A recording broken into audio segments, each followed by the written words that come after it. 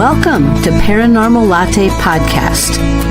I am your host, Dr. Kelly Renee Schutz. Sit back and relax with us.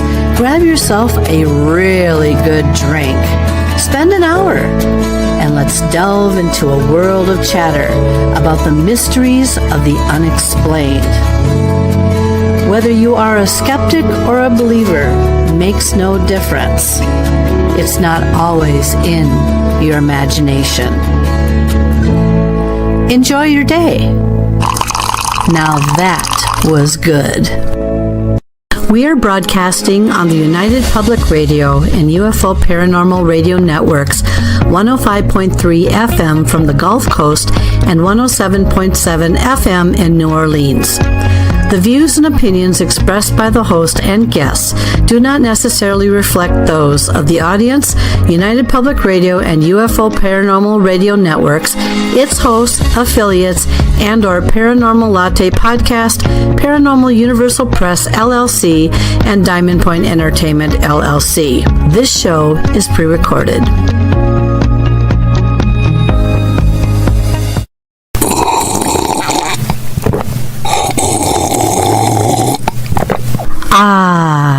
Now that was good. Good day, everyone, and thanks again for joining me for yet another episode of Paranormal Latte Podcast. My name is Dr. Kelly Renee Schutz. I am the host and the producer of this show. Well, raise your glass and take a few sips with me. We have quite an interesting journey that we're going to go on together. Cheryl Lynn Carter is our guest today, and we talked about a variety of things, but not just her abilities, but we also talked about Skinwalker Ranch and some of the things we know about that area. We've talked about her new book called Chosen, and that all involves UFO activity and stories. And she is quite a very good storyteller. She is a contributor and also a columnist for Paranormal Underground. So why don't we just sit back, relax, put your feet up, and please welcome Cheryl Lynn Carter.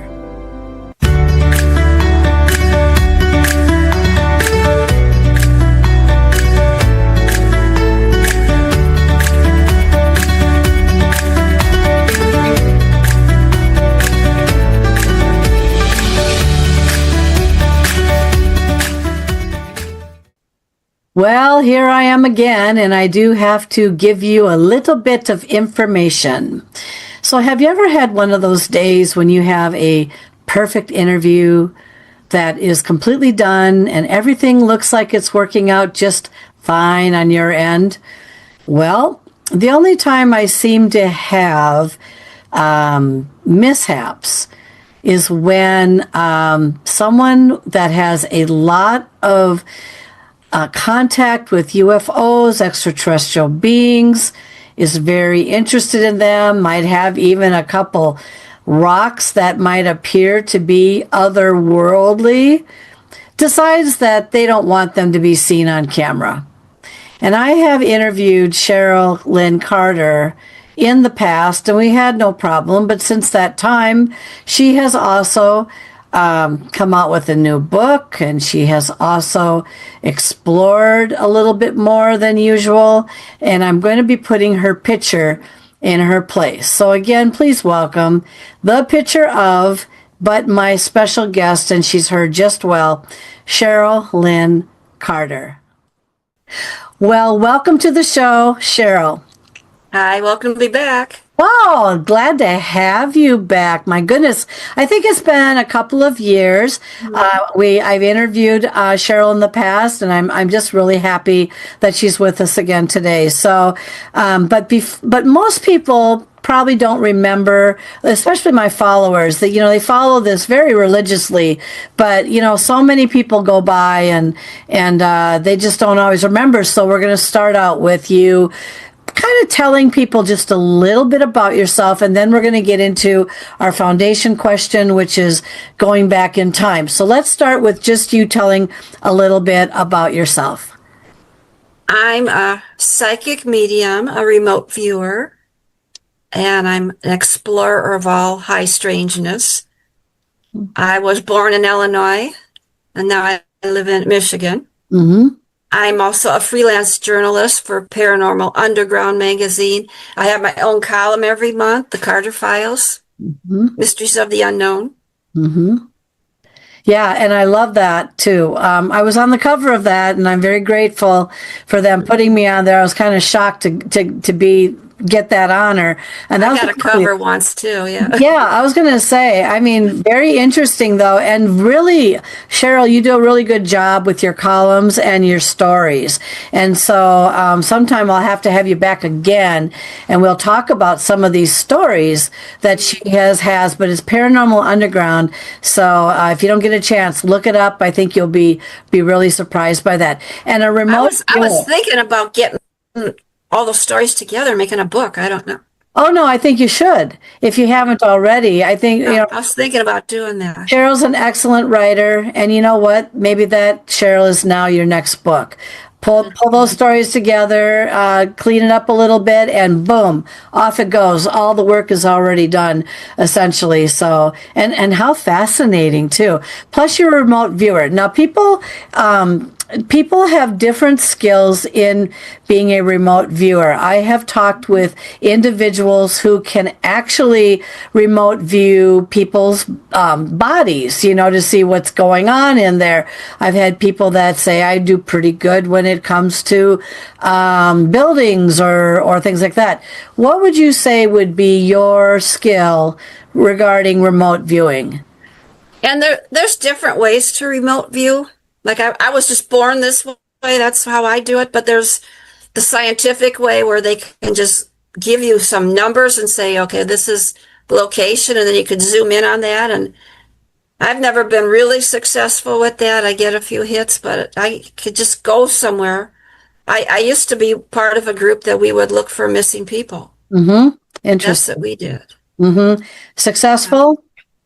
Very successful, yes. And I could zoom into the location and we could see, we did a lot of missing children. Mm-hmm. Found a lot of missing children. Because Mm-hmm. you only have 48 hours when a child is missing to bring them back alive. So you have 48 hours. Mm-hmm. Yeah, and I could zoom into the last place where they were and I could see things that are around them. Oh, there's a McDonald's down on the corner. There's a blue house. All those things are important to the police, even though they're just little bits and pieces. Mm-hmm. And you just mentioned one very important factor here. The police and how everybody is trained to think, and they don't all think the same way in every location on this planet. Right. So if they don't know who you are and they don't trust in the skill that you have, for an example, as just a regular psychic that goes in and says, you know what, I think I know where so-and-so is, or I think I know where the body can be found. You got to be careful because in some places they will mark you as the suspect because right, if you know too much that you shouldn't know. Exactly. Yeah, but there are people I know too, and I've known them since I was 24, and I'm 64 now, so this is 40 years later, who also did, by the way, missing children, and she was well known, though, and so if she had any kind of inkling or whatever, they would consult with her or try to see if she had anything that they could work with. So, there are people that will be noted as credible, but others that'll be noted as suspicious. So you just have to be careful. Yeah, see, the leader of our group, we would give him information and then he would go to the police because, who am I? Yeah, yeah. I remember one time I was going to visit my sister in Illinois. Mm-hmm. And there was a woman in the nearby town missing. She says, where do you think she is? So I remote viewed and I said, well, she's dead. Well, they're looking for her. I said, no, she's dead. I said, I saw a man kill her. Well, where is she? And I said, and they give you little bits and pieces when they're trying to show you where they are. Mm-hmm. And you got to try to put it together. Mm-hmm. And I said, well, I don't know. I said, she's like in a dark place. Maybe she's face down somewhere. And I see the word water. Mm-hmm. Oh, she's by water? No, she's not by water. I see a sign that says water. Meant nothing to me. Mm-hmm. So when I got to Illinois, I actually called the police and I told them, I said, I don't know if you believe in psychics. He's kind of like, yeah, whatever. You could tell I don't think he wrote anything down that I told him. Exactly.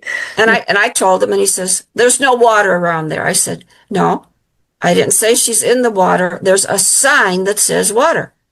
I told you there's no water. And I says, okay. So a week later, they're from a little farm town. And, they had those drainage ditches in front of houses. Okay? Yes, right. So the neighbor went to the police and said, well, my neighbor is getting all this topsoil and he's filling in the drainage ditch. Something's not right. Mm-hmm. So they went there, and it was her brother-in-law's house. And there she was in the drainage ditch in front of his own house. Oh, my. And so she was down, face down. She couldn't see me. Mm-hmm. And it was right next to the city's water tower. Interesting. Isn't that interesting? Did when you reported this and you gave that information, did they ever have a response back to you? Like, no. He just kept telling me, no, everybody says they're by water. I said, I didn't say she's by water. And there was no water by her, except the water tower. Mm-hmm. Mm-hmm. But if you would have listened to me, you might have said, there's a water tower. Exactly. And there's no thank you. Do you ever feel like it's a thankless job when it comes to that? Yeah. Some people thank you, other people no. Yeah, they just take you got lucky or something. Exactly, got lucky. But most people don't realize that psychics and those that can do this sort of thing are utilized more than what you don't realize. And so they'll never give credit and say, oh, yeah, a psychic told me, and thanks to psychic so-and-so, because what that does is it lessens the credibility of the work that they do in their attempt to try to find somebody, and that's just how it is. I'm sorry, but that's what it is. Everyone wants to, why don't you just give credit where credit's due? We had to have a little help here. We got our help, and that's that, But yeah, it's tough. And then, of course, the other thing is what's admissible in a court of law. So maybe some procedures or some rules that they have to go by, and maybe perhaps that's a reason why, too, that they can't just outwardly disclose this, because it might be thrown out, or you might be marked as something else that's to this case. So in that case, then I give my hat off to the police department or the sheriff's department or whatever for not saying much more, because if they're going to have their case thrown out or they have to do something with it, it could messy it up a little bit more. So I do see both sides of the coin. Yeah. Real interesting. But I know there's people that claim they're psychic, and they always say the person's by water, and that's how I started out when I started talking to them. I said, I know you always hear people say they're by water, but she's by water. It's kind of interesting. Now go back as far as you can remember, because obviously your gifts or skills or abilities started somewhere, or you had an encounter, or you came to learn of something. Let's go back and where did this all begin for you? First weird experience I had, I was 4 years old. Mm-hmm. And I was with Grandma over at my aunt's farm. And we were staying upstairs, and the room next to us had a bunch of trunks and old boxes and stuff. And so in the morning, everybody is downstairs, and I got up, and I'm going to go explore. So I went tiptoeing into the room, and the floorboards are creaking, and I go, oh, they're going to hear me. Mm-hmm. So I took my shoes off, and I'm tiptoeing. That's going to help. And I start opening boxes, and I go, there's hats, there's clothes, nothing exciting here. Mm-hmm. And then there was this big trunk with ornate hinges on it. Mm-hmm. And I said, well, that's interesting. And I walked over, and there was a little boy standing behind the trunk, and he was about as old as me. And I went over and I looked, and I could see through him. And why does my aunt... All I'm thinking is, why did my aunt have a little boy up here? It didn't dawn on me I could see through him, and that was weird. And I went closer, and he reached out his hand, and his hand was really cold, and I ran down the stairs, And I never told anybody. I didn't tell my aunt probably till 10 years ago that she had a little boy up in her attic. Hmm. Did she respond to that when you did eventually tell her? Did she say, "Yeah, I kept hearing noises," or I know," or did she No, she deny goes, I believe you. I mean, she actually believes in all this stuff, so then we start talking about all these things. Mm-hmm. But then after that, I'd be walking down the street with grandma, and we'd be going up to the street to the factory. We're going to go feed the goats up there. Mm-hmm. And I would start knowing things. I remember the funny one is I go, oh, there's Mr. Carr. Grandma said, there's Mr. Carr waving. I said, oh, and I'm thinking, he goes across the street to see that lady over there, and they're kissing. I'm this little kid, and I'm having these crazy visions like this. Mm-hmm. Yeah. So when you were seeing this, did you say you saw translucently, not solid formly? Oh, no, he was, yeah. Was he translucent or was he solid Yeah, form? no, absolutely.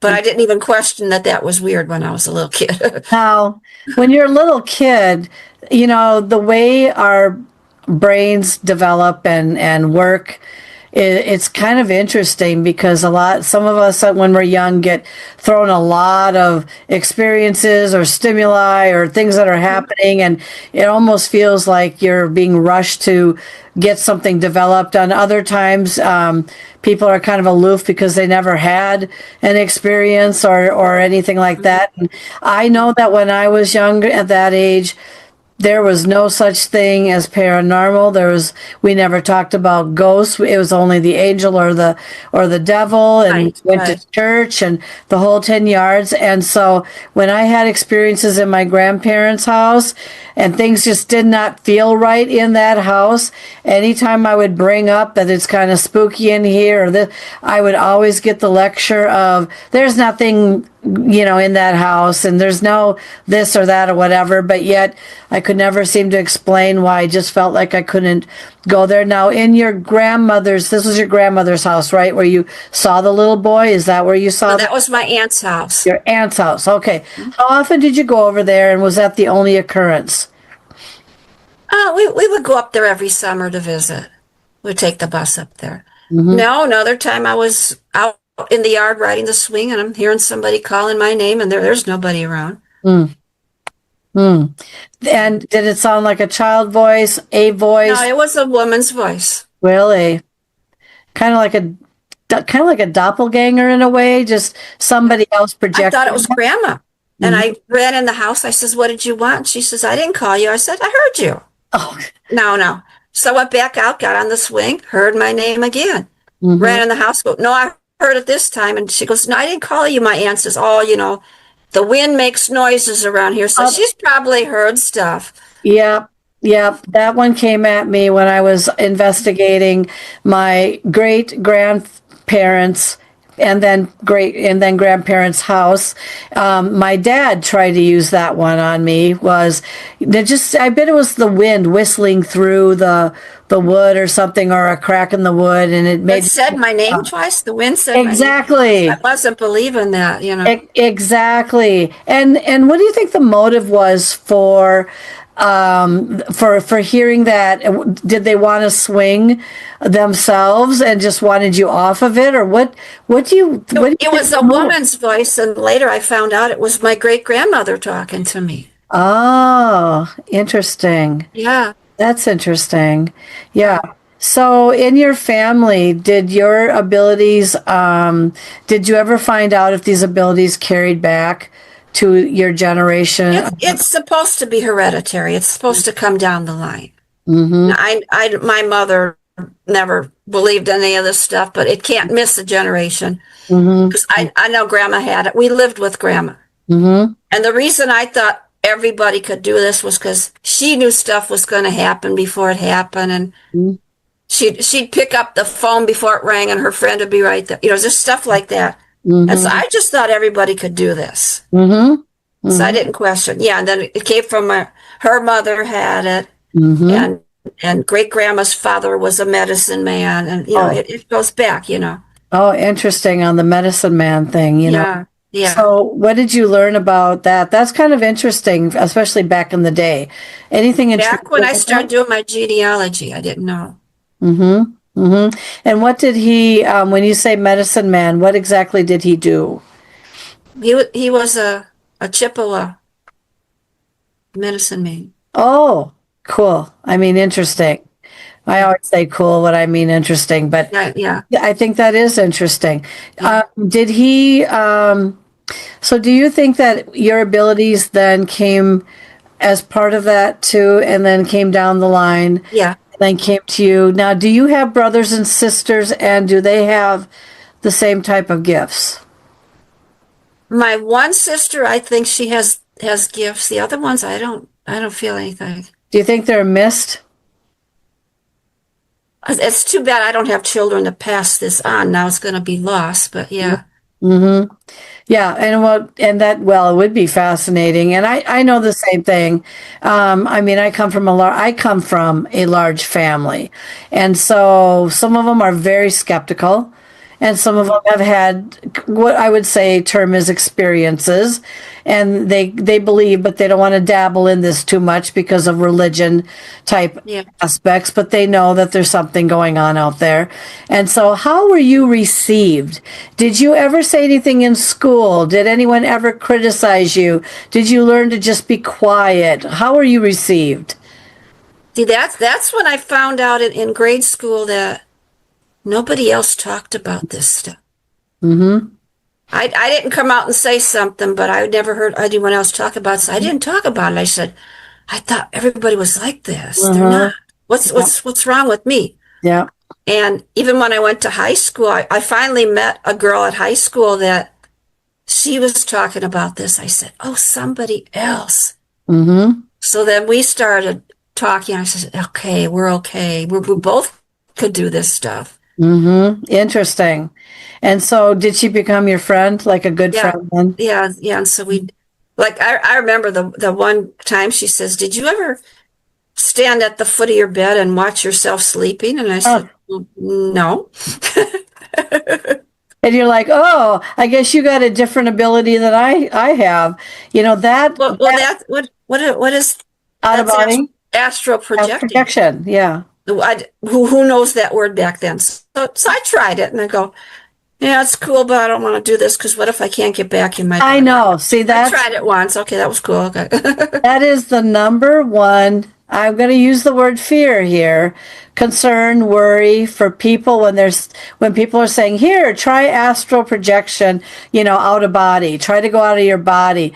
But what if I don't ever come back? What if I float away and my cord breaks or whatever or whatever? You know what? I have not successfully ever really attempted that, or I don't think I could anyway. For some reason, I seem to be wired differently. But I do remember having dreams where I'm flying in the air or Fine. flying down. See, you were doing it. I astral project in my sleep. You were flying, see? Mm-hmm. You were Yeah. doing it.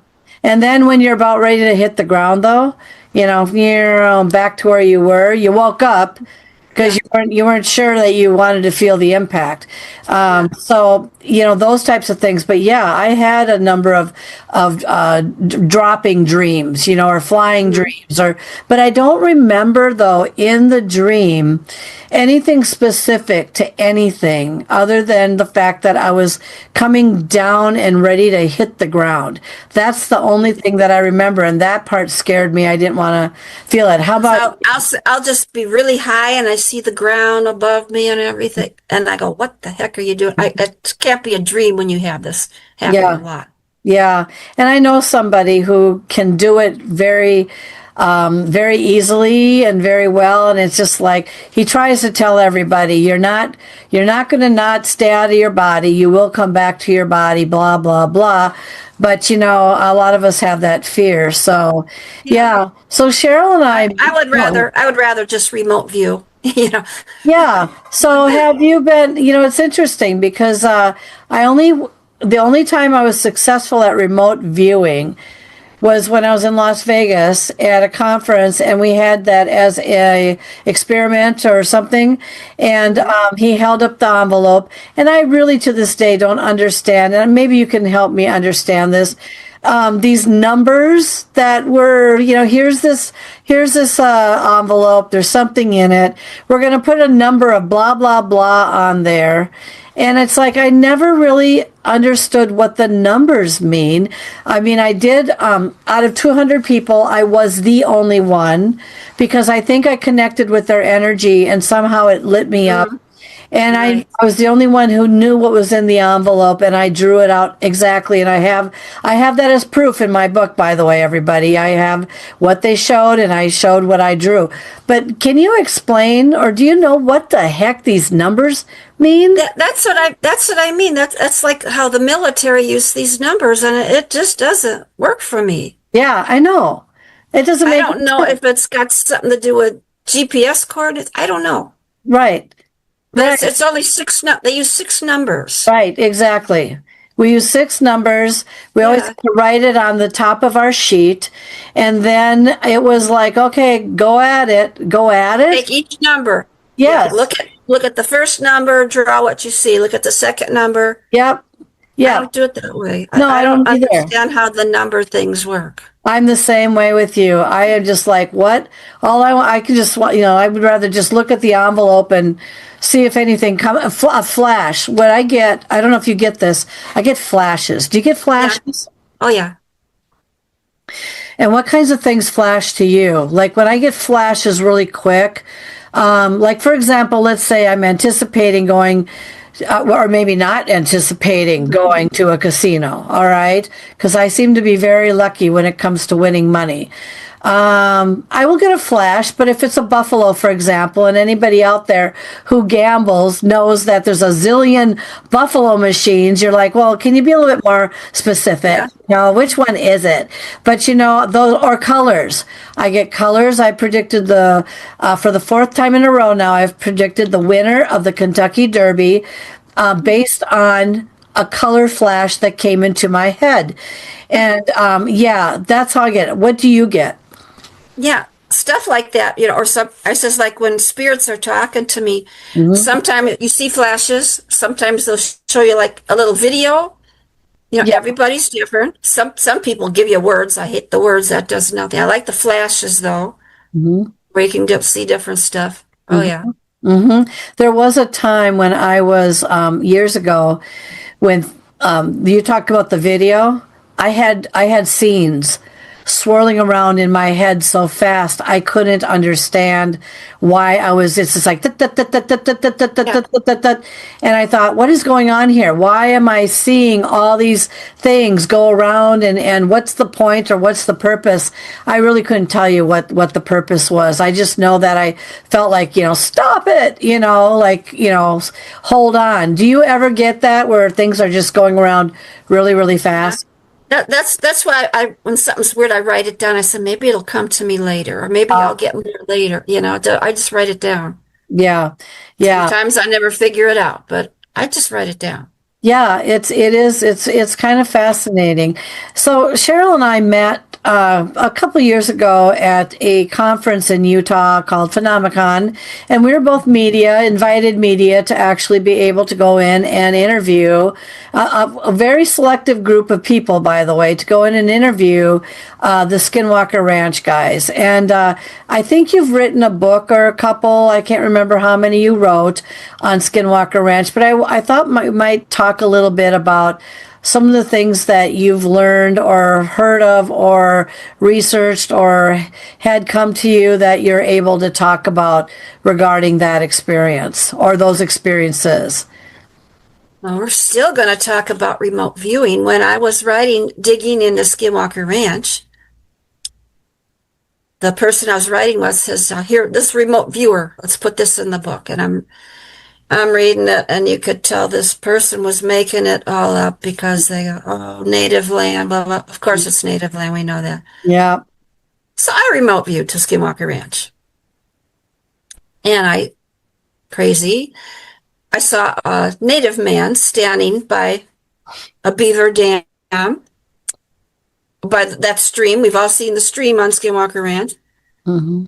There's a beaver dam there with two beavers, Mm-hmm. and he's standing there. He had a bow in his hand, and his hair was in one braid, and he's just looking at me, and he's pointing over to the East Mesa, Mm-hmm. and he looked familiar to me. And I said, how can he be familiar? I've never been there. Mm-hmm. And then I realized that when I was going to Sweat Lodge, he had been appearing to me for 7 years at Sweat Lodge before I even knew what Skinwalker Ranch was. Interesting. So that was interesting. So then, I don't know, a few months later then, I'm just sitting at my computer and I saw something in the shadows standing next to me. Mm. Now it's daylight, there's no shadows. And I go, oh, is it a shadow person? And I said, no, it was something in the shadows. And all of a sudden, they started downloading code into my brain. And I go, no, stop. I don't understand. It's okay. It's okay. Isn't that what all the UFO books say? It's okay. And they kept downloading it. And I said, I don't understand. You will. Okay. So then they're all done. And I said, I still don't know what the code is about. Mm-hmm. I don't feel enlightened. I don't know what it did to me. Mm-hmm. So then I went to Phenomicon the next year, and my friend drove up to the gates with me, and we get out of the truck, and I heard the same voice say, pick up that rock. And I started laughing, and my friend says, what? And I said, the code guy said, pick up the rock, and we're standing on a gravel road. Mm-hmm. So I'm looking around, and there's an oval-shaped rock that fits in the palm of your hand. And I said, well, that's pretty interesting. Mm-hmm. And the voice said, not that one. And I said, oh, we're funny. Okay. So I'll give it to my friend. So I looked around, I found another one like that, and I picked it up. Mm-hmm. And the voice said, yeah, that one. Mm-hmm. And then they said, the code has been activated. And the rock started vibrating in my hand. Oh, my. And it does. It's a vibrating rock. I actually showed it to Eric Bard, and it vibrated in his hand. When I put it in my driveway with my tri-field meter, it registers a 4. Wow. It's a rock. And it did it to Eric too. And I says, what do you think? Interesting. I said, no, you're supposed to tell me what this is. Mm-hmm. So we don't know. So yeah, I got this code in my head. Don't know what it's for. You know, that vibrating rock, did you ever have it? I don't know. Does anyone ever x-ray rocks at all? I know that might sound... Yeah, I don't know where I would take it, yeah. Yeah, exactly. Like look inside this rock to see what's going on there. I don't know. I mean, so you still have the rock, right? Oh, yeah. Yeah. Does it do you ever pick it up and does it continue to vibrate, or did it vibrate? No, it still does. It still does. Wow. Yeah. When I went to Phenomicon, I ran into Chris Bartell, one of the Bigelow's guards. Mm-hmm. And I says, I never showed you my rock. I says, put it in your hand. And it did funny stuff to his hand too. So interesting. I says, now when you were walking around on the ranch, did you ever find a rock like this? And he said, no. And I says, what the heck is this rock? Mm-hmm. And why I'm supposed to have this? I don't know. Mm-hmm. And it doesn't want me to just let anybody hold it either. Okay. So you can kind of tell from a vibe from it or some energy that's coming off of it that... I haven't let too many people hold it, yeah. Yeah. I'm just trying to figure out, well, and since you've held it, have you noticed yourself, I don't know, becoming sick? Does it have radiation on it or something? No, I don't feel bad. No, you don't feel bad. Okay. It's good energy. I just don't know. Yeah, that's what I was just trying to figure out. If you're like, don't touch it, it's been, whatever, activated by something that could make you sick, that kind of thing. No. But it actually feels good when I hold it. I don't know what it's all about. That's interesting. And also that it came to you in that kind of a code. The code. It's like the rock and the code goes together for some reason. Have you ever been activated before? Do you know what I'm talking about? Electrified, tingle top to bottom, whoa, really like that. Have you ever experienced that at all? Because I know that's a specific feeling I get when I'm visited by something that I can't explain. And sometimes half of my brain will literally tingle and electrify and all that. And it'll be really bizarre feeling. And then sometimes when I'm in certain places, if I touch certain like tombstones or whatever, I will feel just a surge of energy, literally. Oh, yeah, I know. Up and down. Have you ever had the energy surges yet at all? Have you had that? Oh, yeah, a lot, yeah. And are you around something that seems to trigger that? I think you just get different feelings from different objects because everything has energy to it. Yeah, especially if anyone hasn't been out to Utah, make a trip out there. My husband and I, when we were out there on that same trip, we went to this dinosaur. I mean, this is, I think, is in Colorado. It's just over the border. That's all it is. Like one, right, boom, over the border. There it is. The dinosaur National Monument. Yes. Oh, it's beautiful, isn't it? Yeah, it's very nice. Have you gone through there at all? Yes. Yes. Yes. Did you go see the petroglyphs at all? In the I didn't know where the petroglyphs were when I went there, and now I found out you could just drive up to them. I thought you had to hike. I thought you had to hike to them, and I didn't want to hike by myself. No, you do have to hike. But what was interesting that I learned, so I stayed down on, I'll call it flat ground with the vehicle. And I said to my husband, I'm not walking all the way up to that mountain to see these petroglyphs. What if something happens to either of us? Well, something could have happened to him. What if there could have been a rattlesnake or something on the path that he was walking up towards? Well, nothing happened to him, thank God. But what I did learn and find out, and we were out there by ourselves, except there was one other person out there as well who came down from that mountain, and I wasn't feeling very threatened or anything. So my husband goes all the way up. He had to go on this path, and I said, just be careful.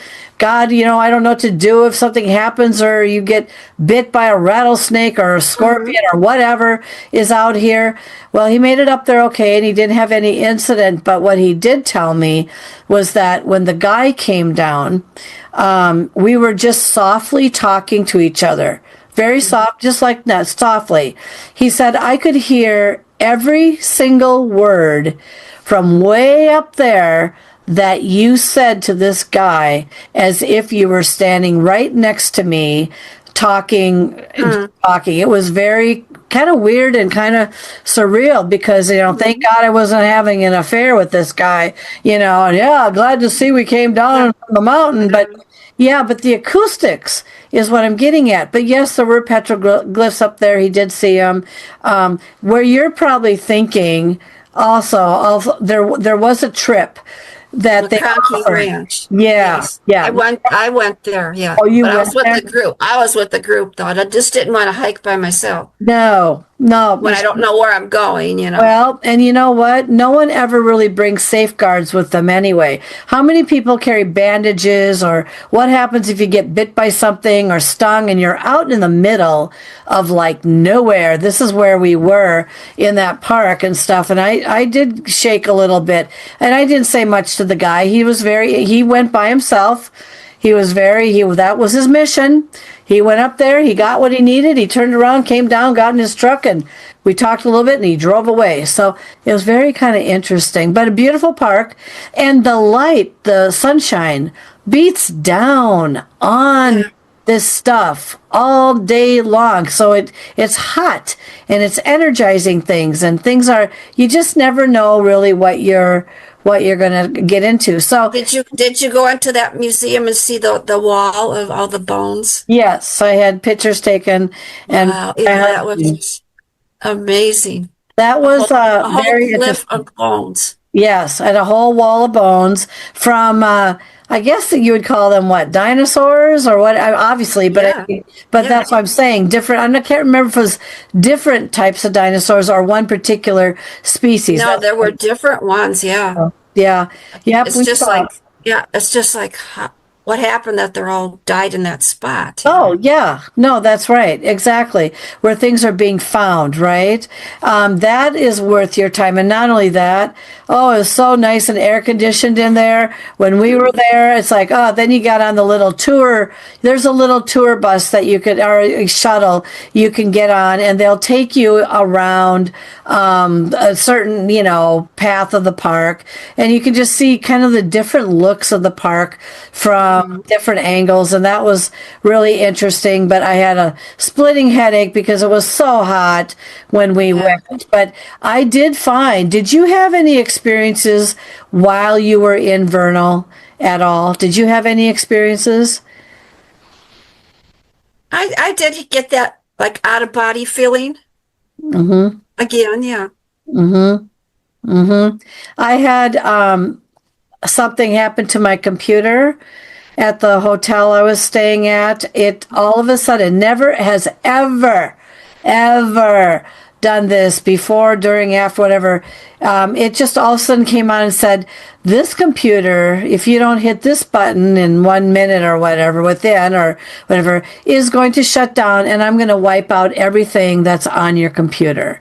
And I just absolutely went, what on earth? I've never seen that before. And, no, it wasn't, what's the word, attacked or whatever by some kind of a hacker. It really, and then we went to a Walgreens there, and the woman was talking about how late at night, when nobody was coming into the store, the doors would just naturally open and close as if somebody was walking into the store. And she also said there were some that also something to do with the windows. I don't know if it was tapping on the windows or something, but she was telling her stories of some of the weird stuff that had happened in that town. Did you hear of anything else weird? I was at a store one night, and we're just sitting in there talking, and the doors were open. Yeah. And you heard like a little girl laughing and stuff, and I looked outside and there was nobody there. Yeah. And they're just sitting there like, that happens all the time. Yeah, they're so used to it. I went to this, I went to a stargazing thing. And of course, this was just after or during COVID when you and I were there. And it's like, I'm not going to put my face up to this thing after people are breathing on it. Yeah. Gaze at these quote unquote stars. And there's no place to sit up. But we were in this parking lot, and we were actually by a lake. And then they started talking about this lake. This lake apparently is very, very haunted there. And they referred to what was in the lake as the haunting thing as I want to call it like a water, snake, a sea monster, yeah. no, water baby or something. Oh, yeah. And it cries like a baby. So what happens is people think that there's a baby crying, so then they want to go and try and find the baby to help it or to rescue it or whatever and it's actually quite nasty once you kind of. So I was wondering, when we went out on this thing, I thought it was a little interesting because there was nobody out. Either this town sleeps at 8 or 9 o'clock at night because it's not that exciting, or it was really foggy a couple nights there, but it was just eerie. And there was I don't know. It was so eerie. Did you get an eerie feeling while you're there? Did you go out at night?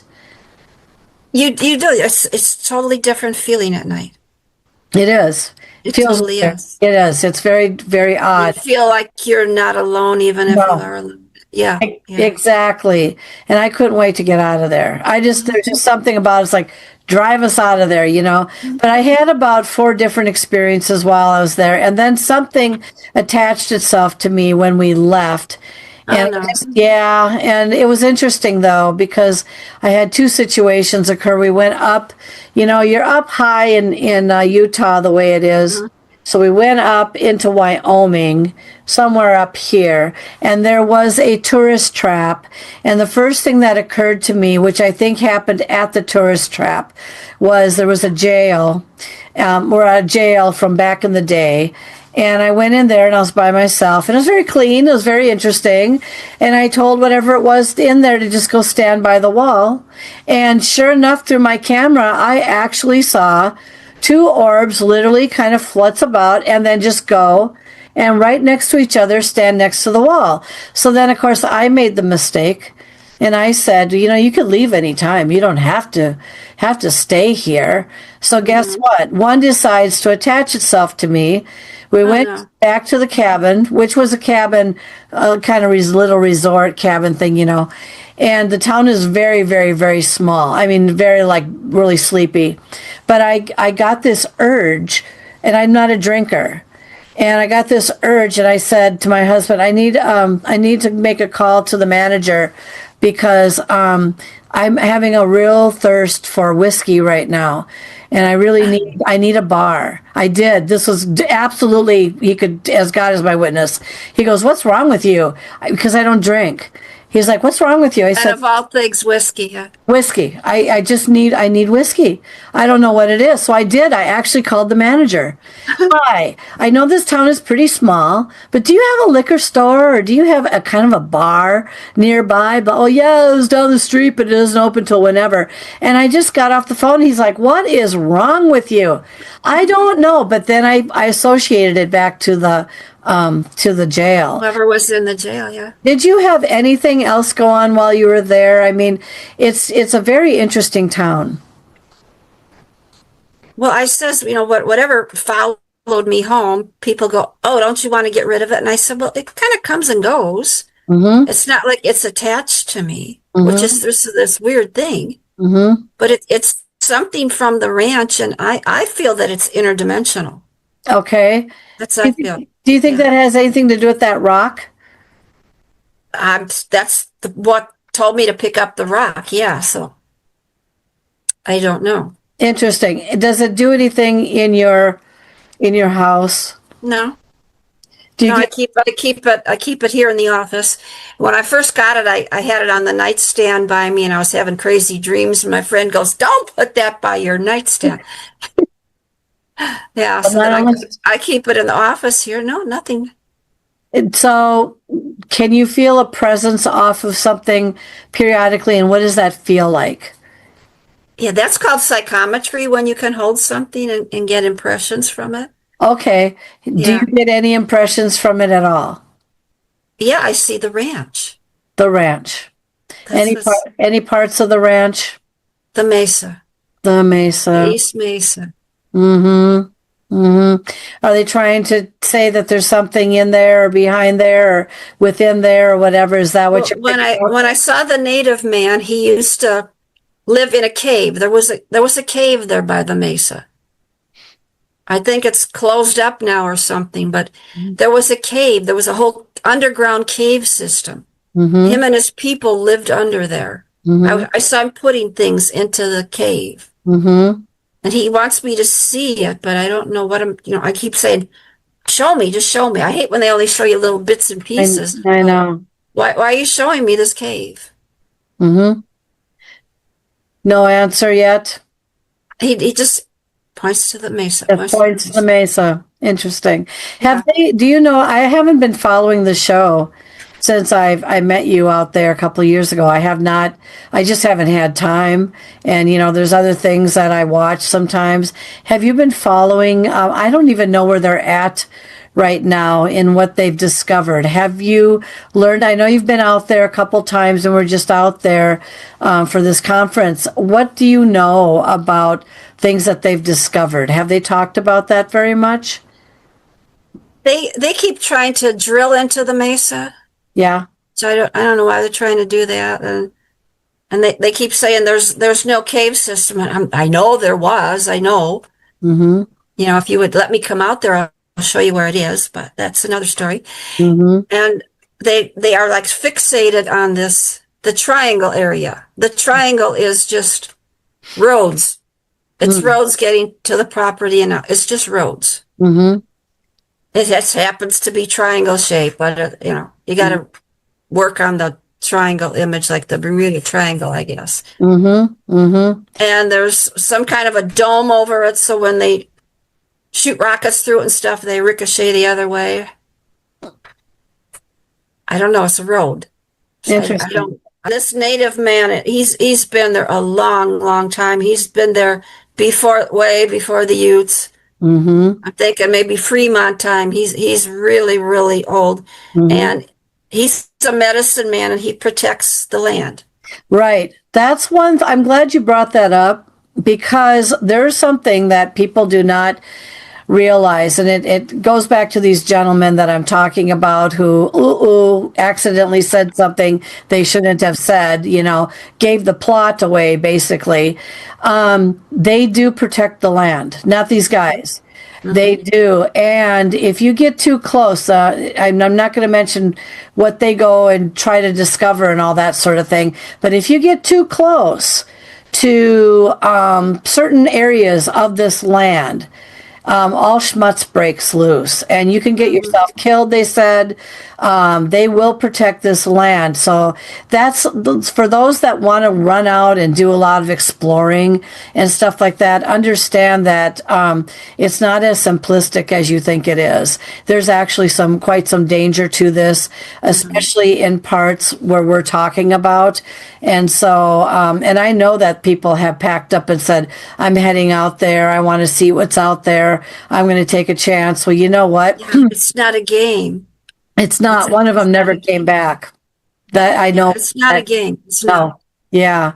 So it's very fascinating. But also this energy seems to project itself in, I can't remember how I discovered this. It's like 100-mile radius. I mean, so it's not just there. It Right. goes through Right. a long way, this whole area up there in Utah and stuff. And so it's whatever it is that's causing or creating this energy, it's very it's interesting, but it's also kind of bizarre too, Because if you're driving down Highway 40 going to Vernal, Yeah. I only drove through there at night one time. Oh God. The oil tanker's coming so fast, it's scary on the 2-lane highway. But, Oh, yeah. but And I heard talk about that there was 2 deputies from 2 different counties, and they kind of patrol, and then they pass each other. And one night, one of the deputies was driving, and all of a sudden, this silver craft was hovering on the road in front of him. And then it took off, and then he starts getting a hold of the other deputy. He says, "You're not going to believe what I just saw." And he said, "Yes, I would. It's in front of me now." oh my God. And I didn't know that section was called UFO Highway. I didn't either. And I'm glad. I don't ever want to drive there at night. I haven't encountered anything in the daytime, but no, I won't drive there at night after I find that out. Did they ever say that when the thing was in front of them, did you ever find out if it ever did anything or just wanted to make itself known? Make itself known, yeah. Interesting. Yeah, speaking of, you have a book that you have written. It's been out. Hold up your book. It's called Contact, I think, right? No. Nope. Look, Where am I? I know. Mine does the same thing. There you go. Chosen. Chosen. Not Contact, Chosen. And I want you to tell us a little bit about what inspired you to write that book and some of the interesting tidbits in there. And of course, you can find this on Amazon. So, Cheryl, what would you like to say? What inspired you to write that book? Well, you always hear stories about where people have been in contact with something or they got abducted, and then you just think, and they all lived happily ever after. Well, they don't. Don't. Mm-mm. Because once this happens to you, you are never the same person. Mm-hmm. Never. And so I wanted to dig in and I got 10 stories in there, 10 different cases. Mm-hmm. And I wanted to hear the story and then go on what happened to these people after these things happened to them. Mm-hmm. And it's really interesting Mm-hmm. how it affected their lives. Like one of the stories that a lot of people have heard of was the aerial school encounter, which is in Zimbabwe. Mm-hmm. And the children were outside at this grade school at recess time. And in the little lot next to them, you're in the jungle, middle of nowhere, Mm-hmm. this silver craft landed. Mm-hmm. And these 3 little creatures came out. what do you think? And they're running into school to try to tell the teachers who are at a meeting, and they go, no, get out of here. You're just trying to get stuff out of the snack shop when nobody's looking. Mm-hmm. And they start talking to the children. One of them floated into the yard, and they start showing the one little girl visions in her head. Huh. And she saw the world was all burned up. Everything was dead. This is what, children were seeing. And some of the little boys that just lived there forever, they thought it was this creature that came in the middle of the night and stole your soul. Mm-hmm. And so they went back in, and they're trying to tell the headmaster what's going on. And, you children making stuff up. Well, most of them didn't even know what a flying saucer was. Mm-hmm. And so he was kind of concerned. Well, there was a woman that was a MUFON investigator, and she found out about it. And she says, I want to come talk to the children. Mm-hmm. So she came there with Dr. Mackey, who was from Harvard, and he was starting to study about abductions, and he wanted to talk to the children. So they had all the children sit down and draw a picture of what they saw. Mm-hmm. And everybody's picture was pretty much the same. And yeah, I got pictures in the book. It's terrible. And then a lot of them went home, and their mother and father didn't believe them. Mm-hmm. Some did, and they pulled their children out of school. Hmm. And they moved back to Canada. I mean, they were just different things like that. Mm-hmm. And the one interesting story was there was a little girl named Emily Trim, and she started going out with Dr. Mack on speaking tours. Okay. And she did paintings of what she saw. That was how she coped with it, because, nobody believed her, and she didn't know what the heck was going on. Mm-hmm. And one of her famous paintings was a little girl with a zipper on her mouth because she couldn't speak of what it was. Mm. And so I had to find this picture for my book. Mm-hmm. Mm-hmm. And when she went on tour, she says, yes, she says, and now this little girl doesn't have a zipper on her mouth anymore. Mm-hmm. Mm-hmm. So as we wrap up here, Cheryl, and we'll have to have you back again, get that book written with all your stories. Tell everybody what's going to happen pretty soon. By the time this airs, the conference will be over, but you may be going to it again next year. Tell us a little bit about what's happening now and how they can get a hold of you. And next week, the 25th and 26th, I'll be going to UFO Contact in Houghton Lake, Michigan. And I'm going to be speaking about all the stories that are in my book. Mm-hmm. And there'll be lots of other people talking about UFOs. It's actually a place where they do see UFOs in this little area. Mm-hmm. Mm-hmm. I haven't seen one there yet, but I'll keep looking. Yeah. And they're going to have some Bigfoot people there. Mm-hmm. Mm-hmm. So it's really a fun event. And then they can reach you if they need to on Facebook. Is that right? Yes. Mm-hmm. It's just Cheryl Lynn Carter. Yeah. Yep. And then my book's on Amazon. I have a website too. And what is that? CherylLynnCarter.com. On behalf of the show and everything, thank you so very much, Cheryl, for being on the show today.